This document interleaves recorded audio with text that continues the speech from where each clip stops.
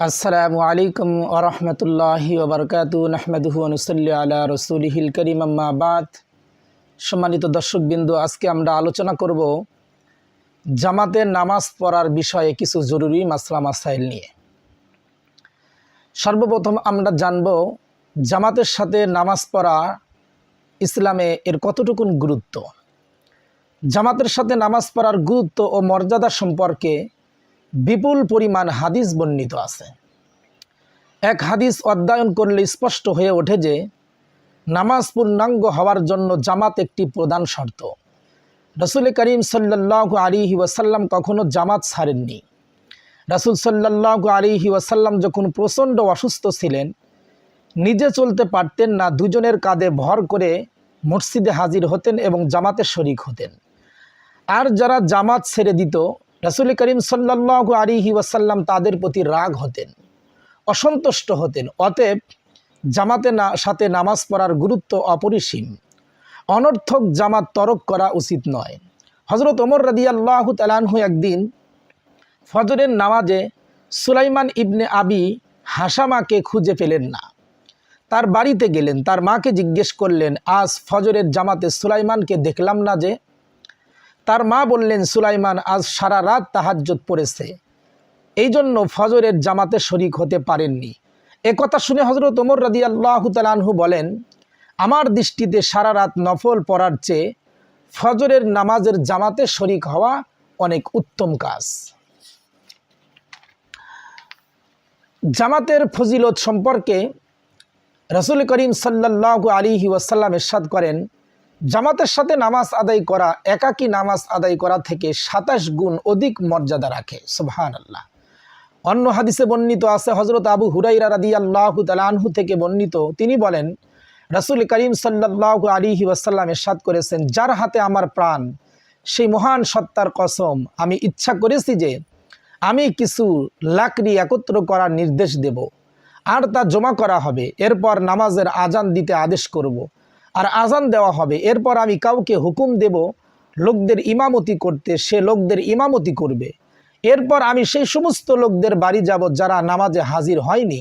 এরপর তাদের সহ তাদের বাড়িঘর জ্বালিয়ে দেব। নাউজুবিল্লাহ।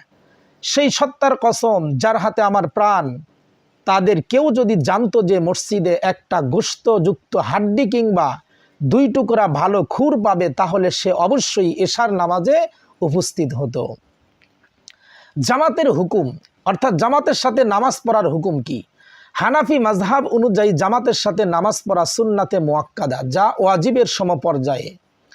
বিনা ওযরে জামাতে শরিক না হওয়া গুনাহের কাজ। সুতরাং যে ব্যক্তি জামাত ছেড়ে দেওয়াকে অভ্যাসে পরিণত করেছে, শরীয়তের দৃষ্টিতে তাকে ফাসিদ বলা হবে। জামাত ওয়াজিব হওয়ার জন্য কি কি শর্ত প্রযোজ্য? জামাত ওয়াজিব হওয়ার জন্য 5টি শর্ত। 1 নাম্বার, পুরুষ হতে হবে, মহিলাদের উপর জামাত ওয়াজিব নয়। 2 নাম্বার, সাবালক হতে হবে, নাবালক বাচ্চাদের উপর জামাত ওয়াজিব নয়। 3 নাম্বার, স্বাধীন হওয়া, অর্থাৎ গোলাম বা কিতদাসের উপর জামাত ওয়াজিব নয়। 4 নাম্বার, কোনো ওজর না থাকা, ওজর থাকলে জামাতে শরিক হওয়া ওয়াজিব নয়।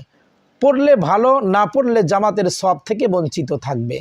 5 নাম্বার, জ্ঞান সম্পন্ন মুসলমান হতে হবে, কোনো পাগলের উপর জামাত ওয়াজিব নয়। এমনইভাবে কোনো কাফেরের উপরও জামাত ওয়াজিব নয়। কি কি কারণে জামাতে শরিক না হওয়ার অনুমতি আছে? জামাত বর্জনের বৈধতা প্রমাণ করে 14টি ওজর। যেমন 1 নাম্বার, সতর ঢাকার মতো কাপড় না থাকা। 2 নাম্বার, মসজিদের পথে প্রচণ্ড কাদা সৃষ্টি হওয়া, যে কারণে পথ চলা অসম্ভব হয়ে পড়ে। ইমাম আবু ইউসুফ রহমতুল্লাহি আলাই হযরত ইমাম আবু হানিফা রহমতুল্লাহ আলাইকে জিজ্ঞেস করলেন, পথে কাদা থাকলে মসজিদে গিয়ে জামাতে নামাজ আদায় প্রসঙ্গে আপনার রায় কি? ইমাম আজম রহমতুল্লাহ আলাই উত্তর দিলেন, এরপরও জামাত ছেড়ে দেওয়া আমার পছন্দনীয় নয়। 3 নম্বর, প্রচণ্ড বৃষ্টির কারণে পথ চলা মুশকিল হয়ে পড়লে ইমাম মুহাম্মদ রহমতুল্লাহ আলাই বলেন, এই অবস্থায়ও মসজিদে গিয়ে জামাতে নামাজ পড়াই উত্তম। 4 নম্বর, কঠিন শীতের কারণে যদি মসজিদে যাতায়াতের ফলে অসুস্থতার সম্ভাবনা থাকে, তাহলে জামাত ছেড়ে দেওয়া জায়েজ আছে। 5 নম্বর, মসজিদে যাওয়ার ফলে যদি মাল সামান চুরি হওয়ার আশঙ্কা থাকে। 6 নম্বর, পথে শত্রুতার ভয় থাকলে। 7 নম্বর, ঋণ আদায়ের তৌফিক নেই এমতো অবস্থায় পথে কোনো পাওনাদারের সাক্ষাৎ হওয়ার আশঙ্কা থাকলে, 8 নম্বর অন্ধকার রাত্রে পথ না দেখা গেলে, অবশ্য বাতির ব্যবস্থা করা সম্ভব হলে জামাত ছেড়ে দেওয়া ঠিক হবে না। 9 নম্বর জামাতের সময় প্রচণ্ড ঝড় তুফান থাকলে, 10 নম্বর রুগীর সেবায় আছে, চলে গেলে রুগীর কষ্ট হতে পারে, 11 নম্বর খানা তৈরি আছে, ক্ষুধাও আছে, মতো অবস্থায় নামাজে দাঁড়ালে মনও বসবে না, তখন জামাত ছেড়ে দেওয়ার অনুমতি আছে।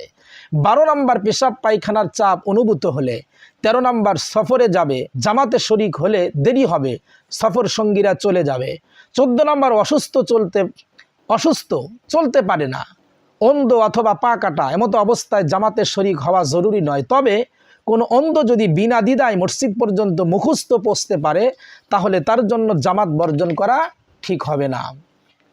জামাত সহি হওয়ার জন্য কি কি শর্ত প্রযোজ্য? জামাত সহি হওয়ার জন্য 4টি শর্ত রয়েছে। 1 নম্বর মুসলমান হতে হবে, কাফেরদের জামাত সহি নয়। 2 নম্বর বিবেকবান ও বুদ্ধিমান হওয়া, মানে বেহুশ মাতাল ব্যক্তির জামাতে শরিক হওয়া সহি নয়।